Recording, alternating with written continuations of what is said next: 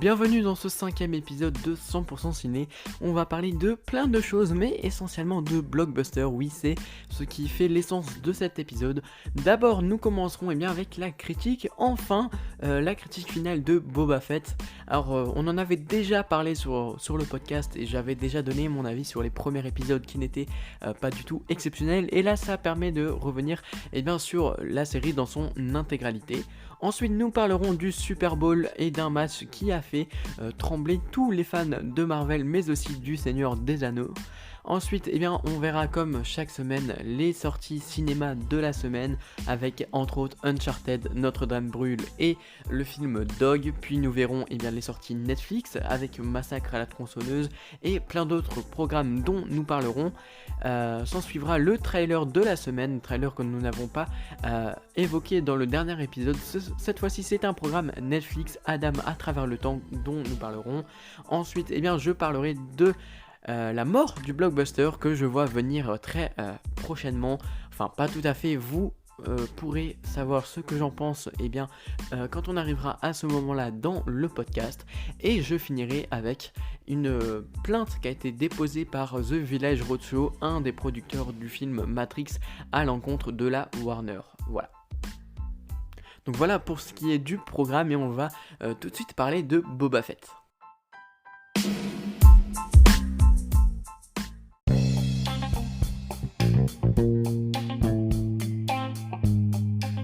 Et donc on commence la rubrique en bref avec la série Boba Fett. Oui, on reparle encore de Boba Fett sur le podcast, mais après 7 semaines de diffusion, la série est enfin terminée.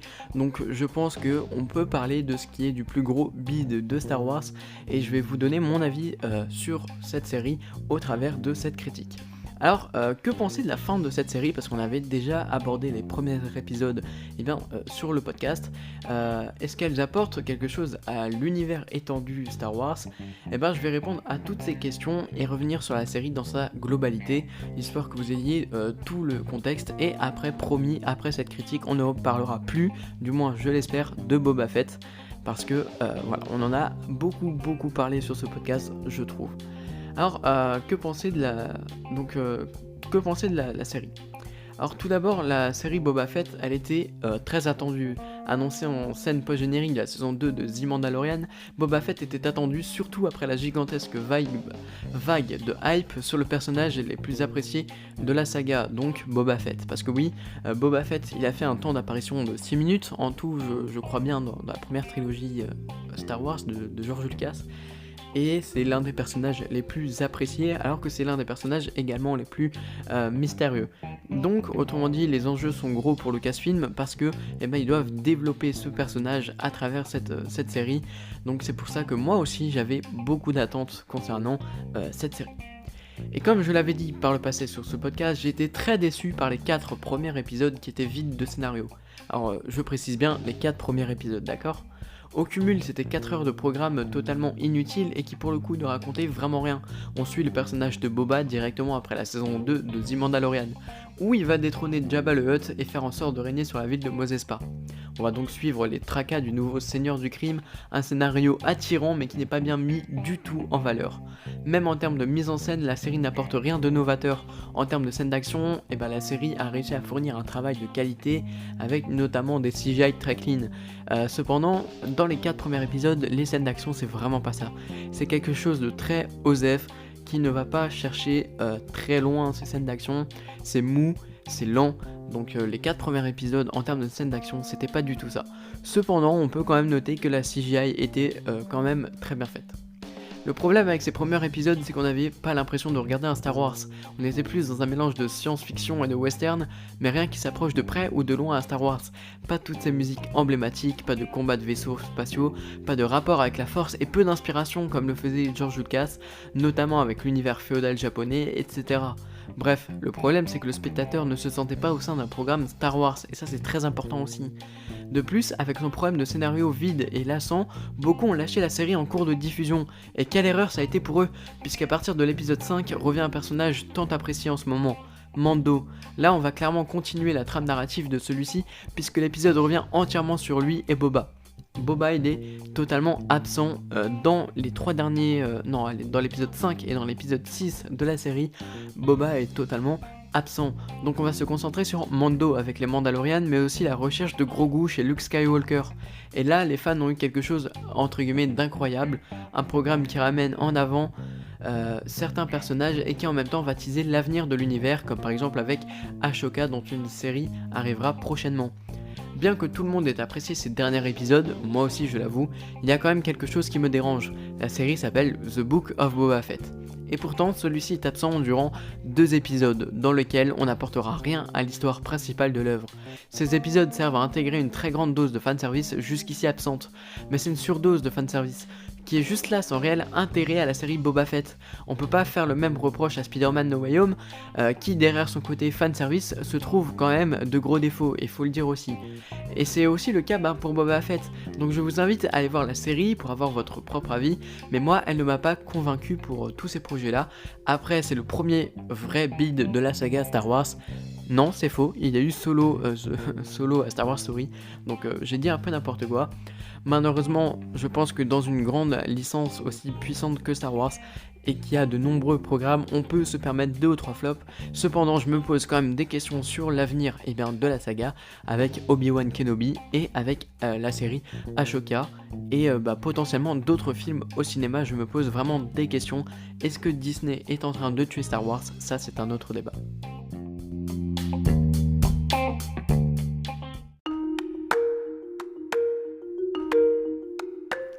Et donc je vais vous parler du Super Bowl. Alors j'avais pas du tout prévu d'en parler durant ce podcast, et vous êtes en train de vous dire certainement, mais pourquoi il nous parle de sport, pourquoi il nous parle de football américain, pourquoi il nous parle du Super Bowl? Je vais vous expliquer. Parce que le Super Bowl, donc c'est un match de football américain, alors je m'y connais pas trop, mais c'est soit un match, soit une compétition. Et en gros, pendant la mi-temps de ce match précis, du coup, on a des trailers, des bandes annonces qui sont dévoilées, et en général c'est un gros événement, surtout pour les fans de Marvel, mais pas que, hein, c'est un grand événement pour les fans de cinéma et de toutes ces licences. Et du coup cette année on a eu entre la nuit de dimanche et lundi, donc cette nuit-là, on a eu plusieurs bandes annonces qui sont arrivées. Alors Marvel a clairement dominé ce Super Bowl, mais on a eu d'autres trucs, donc je vais vous faire un rapide résumé, même si c'est pas un podcast fait exprès pour ça, parce que j'ai prévu de m'étendre sur ce Super Bowl en vidéo probablement, parce qu'il y a plein de vidéos qui doivent être tournées. Pardon, j'ai mis un coup sur le micro. Alors, qu'est-ce qu'on a eu? Bien, déjà, on a eu un premier, on va dire, spot TV pour la série Moon Knight de chez Marvel, avec donc de nouvelles images, une série que j'attends beaucoup, parce que ça a l'air d'être très sombre pour un programme Marvel, donc j'ai hâte d'avoir ça, très clairement, j'ai hâte de regarder cette série, mais le spot TV m'inquiète un petit peu, voilà. Je m'étais aussi un petit peu inquiété au niveau des FX lors du trailer du premier Moon Knight. Là, ça ne m'a pas plus convaincu que ça en termes d'effets spéciaux et en termes du costume de Moon Knight. Mais ça peut être quand même assez cool. On a eu une bande-annonce, la première bande-annonce de la série Le Seigneur des Anneaux. Donc, elle me semble qu'elle s'appelle le Pouvoir des Anneaux. Donc, ouais, c'était sa première bande-annonce. Alors, en termes pour les fans de Seigneur des Anneaux, je suis pas persuadé que vous retrouverez beaucoup d'éléments de fan service là-dedans. Cependant, il y a eu de très beaux plans, de très belles images, et c'est une série qui a l'air d'avoir coûté super cher parce que il y a du budget, ça se ressent. Et oui, j'ai envie de voir cette série parce que ça a l'air franchement magnifique. Et ce qui a complètement dépassé et on va dire mise en avant cette mi-temps de Super Bowl, c'était le deuxième trailer de Doctor Strange Multiverse of Madness. On avait déjà eu un premier trailer, là on s'attendait à un spot TV, et on a eu un second trailer qui est incroyable parce que il va nous teaser des choses assez sympas. Notamment le retour de Elliot de la série donc Loki. C'est pas confirmé, mais moi je pense que c'est lui. Voilà, il y a des Minotaurs qui seront présents. On a 3 Doctor Strange, donc Doctor Strange Defenders, on a le Sinister Doctor Strange, on a le Doctor Strange normal, on a, on a le retour de Mordo, on a eu, par rapport à What If justement, le Doctor Strange What If, mais ça on l'avait déjà vu dans le premier trailer, mais on a également des zombies, donc Doctor Strange zombie, on a également Wanda en zombie, donc tout ça a été vu et c'est confirmé, donc c'est super cool, mais vraiment super intéressant d'avoir vu ça. Il y a également des dinosaures qui sont annoncés dans le trailer. Concernant What If, c'est sur le poster, donc qui est sorti en même temps pendant la mi-temps du Super Bowl. On a eu un poster du coup de Doctor Strange et on voit sur une partie du poster le bouclier de Captain Carter, donc probablement teasé pour le film. Ce serait génial. La grosse news aussi par rapport à ce trailer, c'est qu'ils ont confirmé la venue de Patrick Stewart. Donc, qui est Patrick Stewart? C'est tout simplement l'acteur qui joue le professeur Xavier de la saga X-Men. Et du coup, on le voit, enfin on l'aperçoit et on l'entend dans ce trailer. Donc ça, c'est vraiment super cool, je suis super fan. Donc voilà, c'est un peu tout ce qu'on a eu sur le Super Bowl. Alors il y aura peut-être plein d'autres choses à développer parce qu'il y a eu énormément de choses. On pourra même développer le trailer, mais on va pas le faire maintenant. On le fera probablement sur une vidéo YouTube qui sortira dans la semaine si j'ai le temps. En tout cas, voilà, c'était tout pour ce Super Bowl et on passe directement à la news suivante.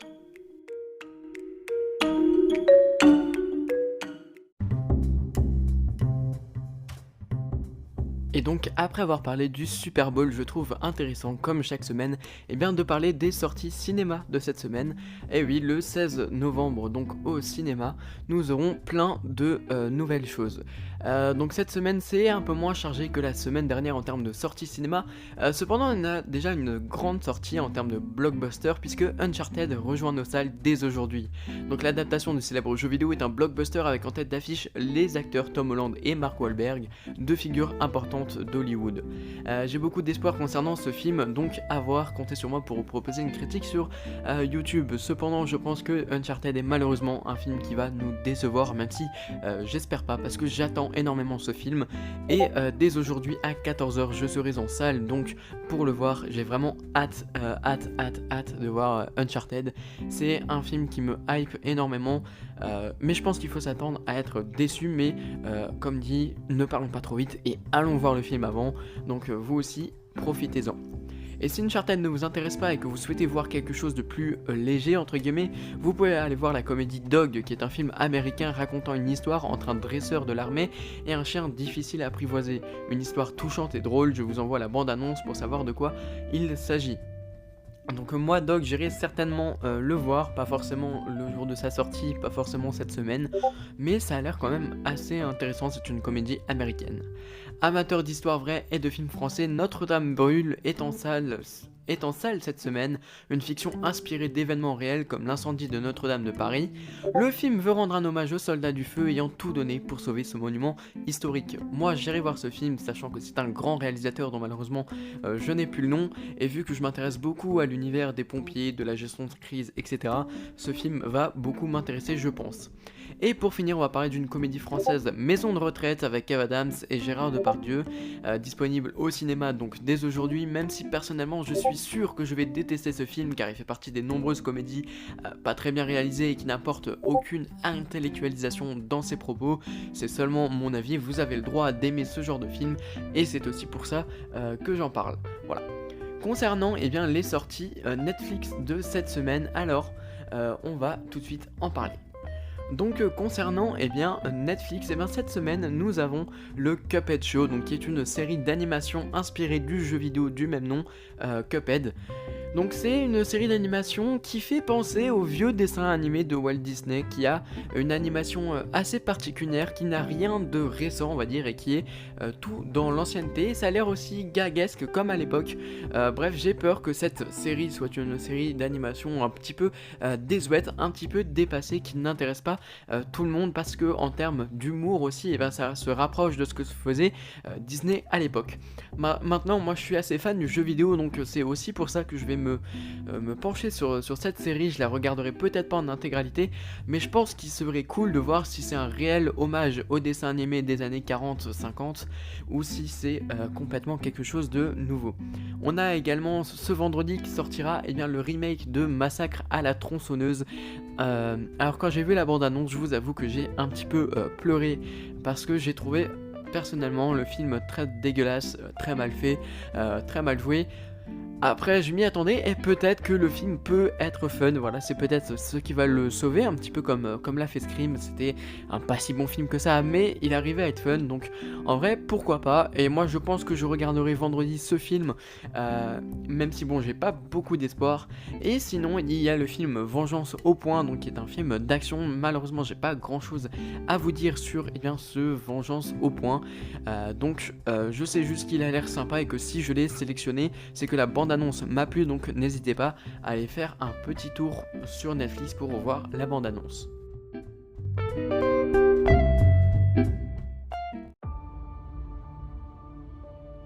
Qu'est-ce qui t'arrive, Trésor?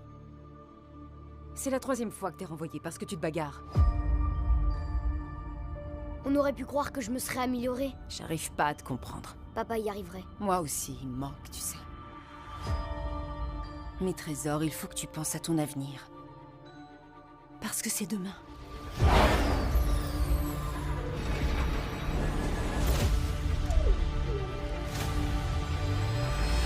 Ça arrivera plus vite que tu le crois.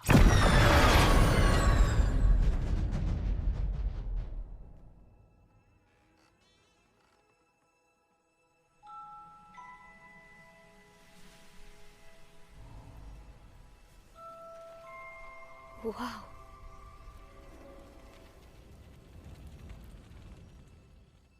Je crois qu'on ne devrait pas rester là. Qui est là? Pas de panique. Ouais, ou sinon, t'as qu'à tomber en criant. T'as su entrer dans le garage de mon père. T'as su comment fermer la porte du frigo. On a la même cicatrice. Juste là. Et t'as la montre de mon père au poignet. Cette montre-là. Tu es moi? Non, mais putain... C'est top secret, mais oui. J'ai été toi. Où tu vas comme ça?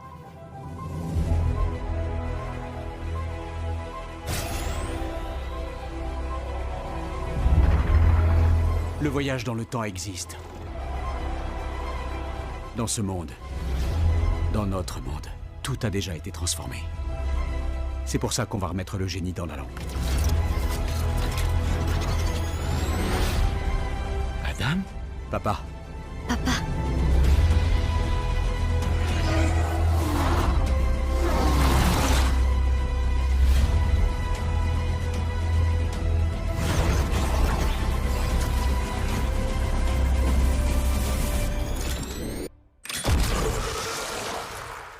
Comment c'était trop bien, franchement. Tiens-toi bien à la barre juste là, accroche-toi à la vie et essaie de pas tourner de l'œil à cause des jets, ok? C'est quoi, génial?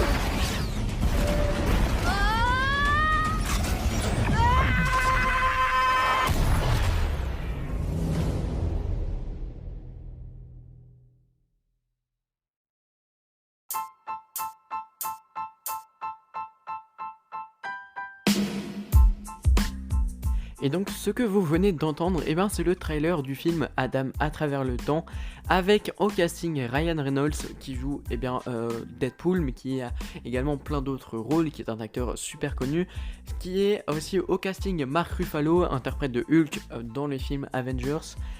Et c'est réalisé par le réalisateur de Free Guy, donc qui est un film aussi avec Ryan Reynolds.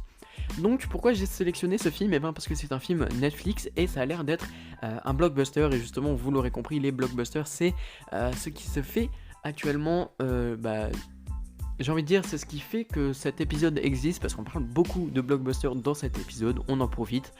Et ça se rapproche, voilà, même si c'est une création Netflix, ça a l'air d'être un véritable blockbuster.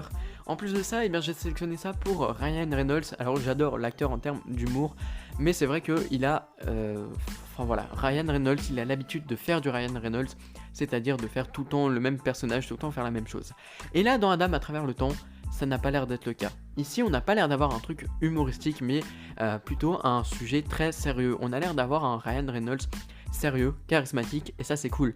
C'est un petit peu différent, alors certes ça pourra déranger certains je pense, moi pas du tout, au contraire ça me convient. En termes de scénario justement, ça m'a aussi intrigué parce qu'on parle de voyage dans le temps, on a l'air de parler de vaisseaux spatiaux, il y a des effets spéciaux, alors ça vous pouvez pas le voir, vous l'avez juste entendu, mais qui sont vraiment cool, donc allez voir le trailer. Ça sort très bientôt sur Netflix du coup, et ça a l'air d'être vraiment super sympa. Et justement, je vais revenir un petit peu là-dessus, sur les entre guillemets blockbusters que sort Netflix en ce moment. Alors le dernier grand, j'ai envie de dire blockbuster, même si c'est pas vraiment le cas parce qu'un blockbuster sort au cinéma, c'était Red Notice, donc avec Gal Gadot, Dwayne Johnson et Ryan Reynolds, là encore, qui était le film qui aura coûté le plus cher à Netflix, et qui était... Voilà, c'est pas le meilleur film non plus. Je sais pas si j'en ai fait une critique de ce film. En tout cas, moi je l'ai pas plus apprécié. Je l'ai trouvé fun, mais il cassait pas trois pattes à un canard. C'est un petit peu les reproches que je fais au blockbuster. C'est que voilà, il va pas chercher à innover et il va juste être là en mode fun et spectaculaire. J'espère que ce sera pas le cas pour Uncharted, mais c'est un autre débat. On en reviendra dessus. Et justement, j'ai l'impression que Netflix, il va se tourner beaucoup sur ce genre de film, sur ce film à gros budget, sur ces, sur ces blockbusters. J'ai pas le terme exact parce que, encore une fois, un blockbuster, pour moi, ça sort en salle. Mais là, ça a l'air d'être, dans Adam à travers le temps, ça a l'air d'être un petit peu plus sympa et... plus original on va dire. Il y a l'air d'avoir un scénario qui tient la route. En termes de réalisation, on y reviendra peut-être, mais ça n'a pas l'air d'être exceptionnel non plus. Voilà. Donc c'est tout pour Adam à travers le temps. Je vous invite à aller voir la bande-annonce si vous voulez en voir plus en termes d'image. Voilà, là vous avez eu l'occasion de l'écouter. Et on passe tout de suite au sujet suivant.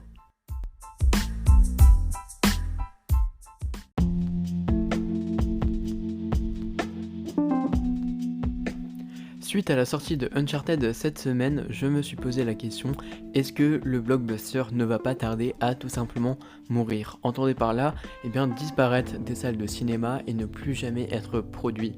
Alors ça peut vous paraître un petit peu fou comme ça, mais je pense que c'est possible. Déjà aujourd'hui, du moins à une époque, pour commencer, je vais recontextualiser. À une époque, les réalisateurs avaient une renommée, ils avaient une marque. Quand Steven Spielberg sortait un film, tout le monde allait voir son film parce que c'était un Spielberg. Pareil pour Del Toro ou Scorsese ou plein d'autres réalisateurs qui avaient un nom, qui avaient une marque et qui, on n'allait pas voir le film pour le film, mais plutôt pour le réalisateur.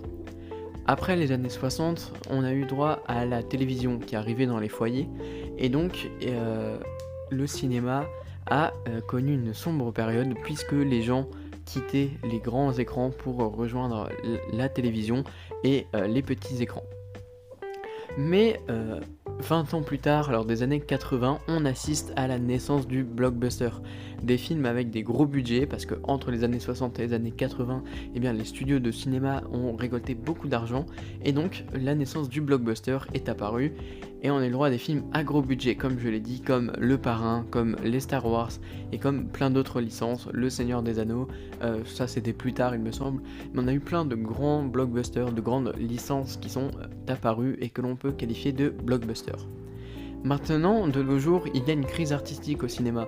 Les réalisateurs, ne sont plus ce qu'ils étaient avant. C'est-à-dire, aujourd'hui, les réalisateurs, ça ne veut plus dire grand-chose, pour le grand public. La preuve avec, comme je l'ai cité avant, Steven Spielberg, qui a sorti West Side Story en décembre, et qui a été vraiment un gros flop. J'ai parlé à des gens de West Side Story, ils ne savaient pas que c'était réalisé par Steven Spielberg, ils n'en avaient pas du tout entendu parler. On peut également citer Nightmare Alley de Guillermo del Toro, qui lui aussi est un grand nom du cinéma et qui pourtant le film a totalement bidé. et aujourd'hui, ça démontre que les réalisateurs, ils n'ont plus le même poids qu'ils avaient avant dans le cinéma, et je trouve que c'est bien dommage, parce que je pense qu'on se lasse un petit peu du film d'auteur, et je pense que ce sera pareil plus tard à l'avenir avec le blockbuster, c'est-à-dire qu'on en aura tellement vu que le genre va s'essouffler, et peut-être qu'à l'arrivée on aura un nouveau genre, quelque chose qui n'est pas encore apparu, qui n'est pas du film d'auteur, qui n'est pas un blockbuster, qui n'est pas tous les genres de films qui existent, mais quelque chose de nouveau. D'autres personnes, elles pensent qu'on verra la chute économique du blockbuster, car si les gens s'en lassent, c'est une très mauvaise nouvelle pour lui, parce que aujourd'hui les blockbusters, ce sont des films qui coûtent très cher, mais ils arrivent quand même à être rentables, parce que c'est des films entre guillemets spectaculaires, que les gens veulent voir pour du divertissement, pour du grand spectacle, et ils arrivent donc à être rentables. Mais si au bout d'un moment on ne voit que ça dans les salles de cinéma, on ne voit plus de films d'auteur, on ne voit plus de documentaires, on ne voit plus de entre guillemets petits films, et qu'on n'est que des blockbusters, eh bien les gens, je pense, s'en lasseront. Et si les gens s'en lassent, le film ne sera plus rentable. Pourquoi ? Parce que ce sont des films qui coûtent très cher, et si ils flopent, ce sera dramatique. Comme on a parlé tout à l'heure de Matrix 4, même si le film a coûté assez cher, il suffit d'un écart de quelques millions pour que ce soit vraiment dramatique pour les studios, et du coup je pense qu'on aura, la Matrix c'est un cas à part, mais je pense qu'à l'avenir on aura plein de situations comme celle-ci qui feront que des films, des gros films à gros budget vont bider, et parce que le genre va s'essouffler, et qu'on aura peut-être, comme je l'ai dit, quelque chose de nouveau. En plus, aujourd'hui, ils sont rares les blockbusters indépendants. Je prenais indépendant entre guillemets, ok ? Parce que la plupart de ce que l'on voit actuellement au cinéma sont tirés de franchises célèbres, que ce soit Marvel, que ce soit DC Comics, Star Wars, etc. Il y en a plein d'autres. Mais les seuls films indépendants sont soit des flops au box-office, soit des films pas très bons et qui ont déçu le public. Je parle par exemple de Moonfall, qui est un blockbuster indépendant, il faut le préciser quand même, mais qui n'a pas convaincu, et je pense qu'il est parti aussi pour un flop économique. Pareil pour Alita Battle Angel, qui était sorti il y a quelques années et dont on espère tous une suite, mais qui pour l'instant n'arrive pas, donc c'est assez dommage. Et donc ce manque de blockbuster indépendant, il peut jouer aussi dans la chute du blockbuster, parce que les grosses licences comme on avait par le passé vont tout simplement se mettre à prendre le dessus, et un jour elles s'essouffleront, et vu qu'il n'y aura pas de blockbuster indépendant, ce sera tout le genre du blockbuster qui va s'effondrer, du moins je le pense. Moi je pense que le blockbuster va bel et bien mourir, mais pas tout de suite, car il y a en fait de plus en plus de blockbusters, ça c'est une évidence, on le voit, et que forcément un jour ça va s'essouffler. Mais je pense pas que ce soit là maintenant tout de suite, parce que c'est les films qui sont quand même les plus vus au cinéma, c'est les films que les gens vont voir, parce que c'est les films qui touchent le grand public, donc je pense pas que ça n'arrivera dans l'immédiat. Mais peut-être que dans 30-40 ans, le blockbuster aura totalement disparu. Voilà, je trouvais important de parler de ce sujet, et puis j'aime bien en parler, parce que voilà, on parle de l'histoire du cinéma entre autres, donc c'est assez cool, et surtout quand on voit Uncharted, qui lui est un blockbuster indépendant, bien qu'il va créer sa propre licence après, je le pense. C'était pour moi important d'en parler.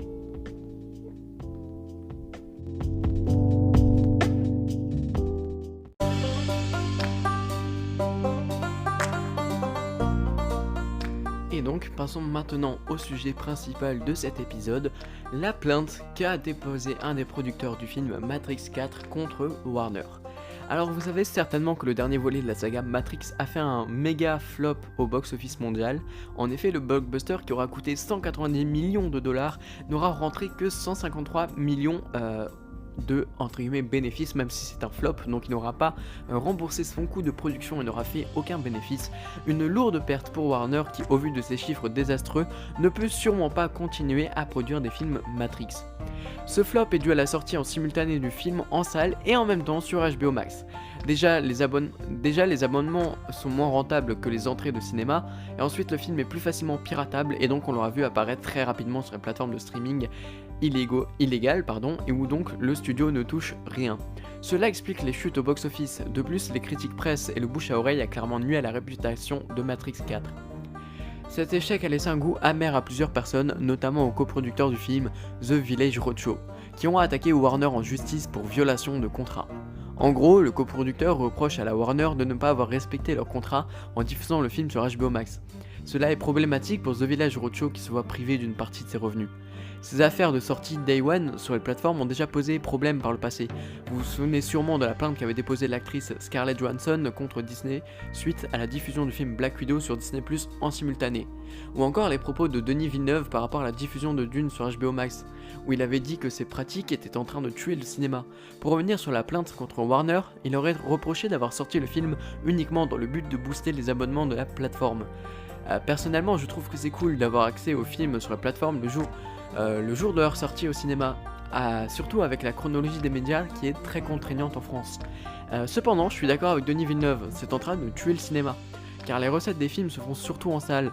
Les abonnements rapportent beaucoup moins et font que moins de personnes ne vont en salle pour voir le film. Et il est vrai qu'aujourd'hui un film sur les plateformes ne rapporte quasiment rien, car les films et séries sont très facilement piratables. Et donc les spectateurs passent de moins en moins de temps sur les plateformes de streaming, mais surtout par les sites illégaux. Et cela est vraiment problématique pour les studios qui ne touchent plus aucun argent. Et à terme, ces pratiques elles affecteront les spectateurs qui n'auront à disposition que des films à petit budget, puisque les entrées d'argent habituelles ne seront plus suffisamment approvisionnées. J'ai complètement bégayé. En effet, les recettes d'un film servent à financer d'autres films à l'avenir. Donc moins l'argent rentre, moins il y aura des films, ou alors des films de basse qualité. Du coup, je vous invite sur YouTube à voir ma critique sur Matrix 4, donc sur la chaîne Le Cinéma d'Hugo. Comme ça, vous aurez tous les ressentis par rapport au film. Et concernant les sources, parce que oui, cet article, je ne l'ai pas rédigé moi-même. Je me suis servi d'un article donc de jeuxvideo.com sur Matrix Resurrection. Voilà. Donc personnellement, je suis dans cette affaire pour que Warner prenne la plainte de The Village Roadshow. Non pas pour les punir, mais que ça serve d'exemple à tous les studios, pas que à Warner, parce que ils sont, comme le dit Denis Villeneuve, je l'ai dit, ils sont vraiment en train de tuer le cinéma, parce que on se rend pas compte de l'importance qu'a un film en salle.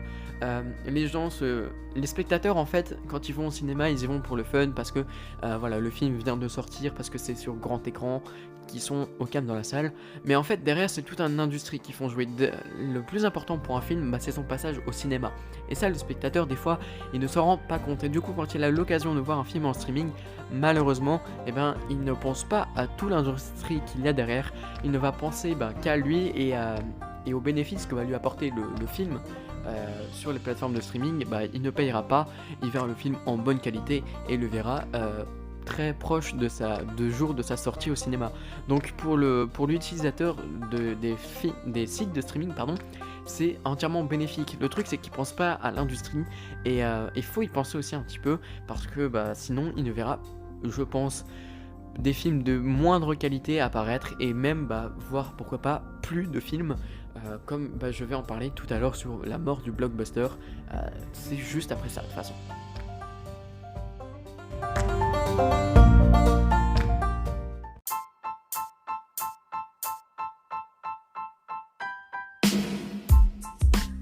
Donc voilà, c'est tout pour ce 5e épisode. Merci de l'avoir écouté jusqu'au bout. On se retrouve la semaine prochaine sur ce podcast. On parlera de plein d'autres actualités qui viendront d'ici la semaine prochaine. Je vous invite également à venir me voir sur Le Cinéma d'Hugo sur YouTube, où vous pouvez trouver toutes mes critiques des films actuels et d'actualité. Et en plus, j'ai lancé récemment un nouveau format rétrospective, donc n'hésitez pas à venir passer un coup d'œil. C'était Hugo et on se retrouve la semaine prochaine.